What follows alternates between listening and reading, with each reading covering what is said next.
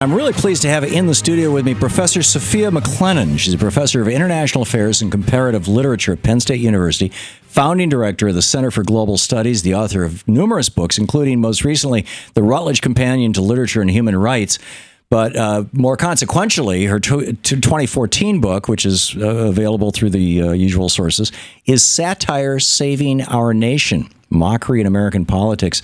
Her website, Sophia McClennen, Sophia, S-O-P-H-I-A, McClennen, M-C-C-L-E-N-N-E-N.com. Sophia, welcome to the program. Thanks for having me. Great to have you with us. So I understand in the course of writing your book and doing the research and some that you've apparently done since then, that you've learned some surprising things about the political behavior and the way of millennials and the way that millennials acquire political and news information. Yeah, absolutely. I mean, one of the things that comes up a lot is this question of millennials as sort of coddled, lazy, disaffected, taking selfies all the time.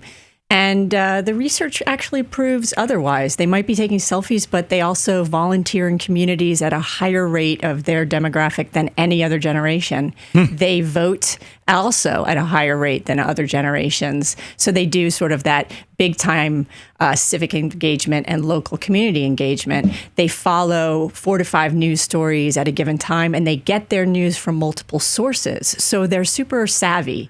They fundamentally question authority. But it's not that they don't have vision and have sort of a drive. So it's a great generation. What does this mean for the upcoming presidential election? That's the million-dollar question, billion-dollar question, right? I mean, a lot of people are trying to wonder, will they turn out? And, anecdotally, folks wonder whether Clinton will inspire them in the ways that Sanders can. Has, apparently. Right, absolutely. Yeah. And so it's very difficult. I'm always reluctant to predict.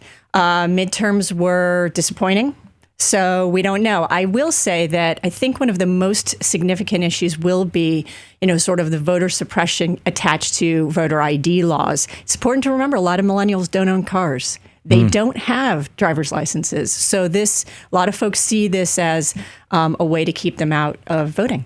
Right. Yeah. In Texas, you can vote with a gun card, but not with a state university ID. Correct. Which is a government issued ID. Correct.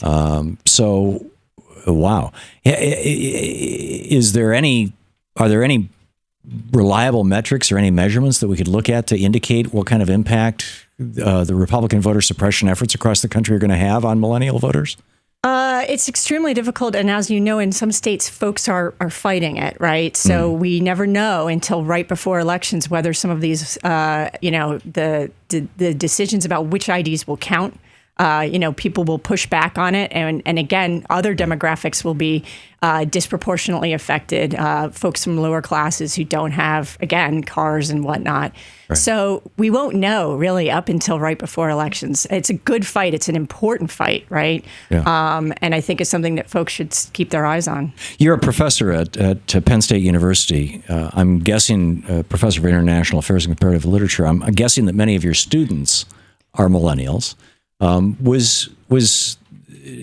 What led you to write this book and draw these conclusions? Was it hanging out with your students, or was it much larger than that? What? Well, it is in part, right? So I suppose one of the things that became a push on this is that I found a massive disconnect between the mainstream narrative of millennials as sort of the lamest generation, literally, right? There are articles, the me generation, the lamest generation, the what can you do for me generation, and what I saw.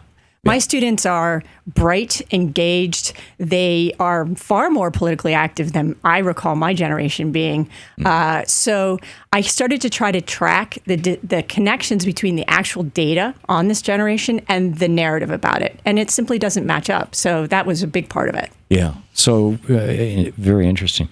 And how are millennials best reached politically? And I mean, one of the things that you wrote about is how they're getting their news, the Daily Show effect. Absolutely. So folks got really anxious, right, that millennials would get their news from someone like Jon Stewart, right? So the idea would be, this is terrible.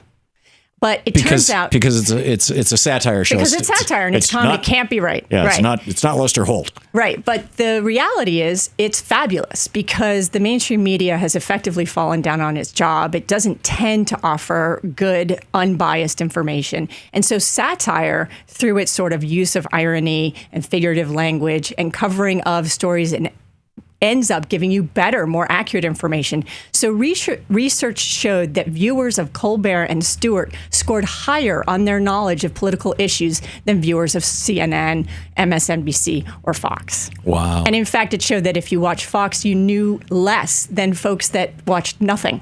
Right. Yeah. I remember when that study came out. Fox viewers are not just uninformed; they're malinformed or misinformed. Yeah.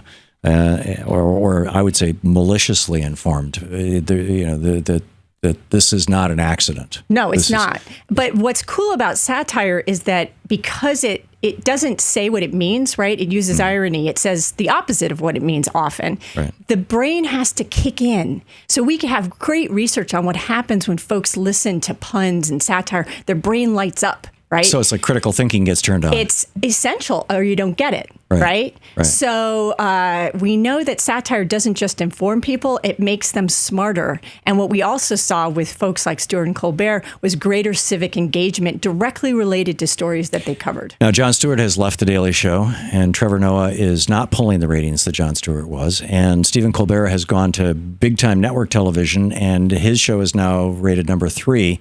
He is bringing in more young people, but the older demographic that was following David Letterman seems to be falling off.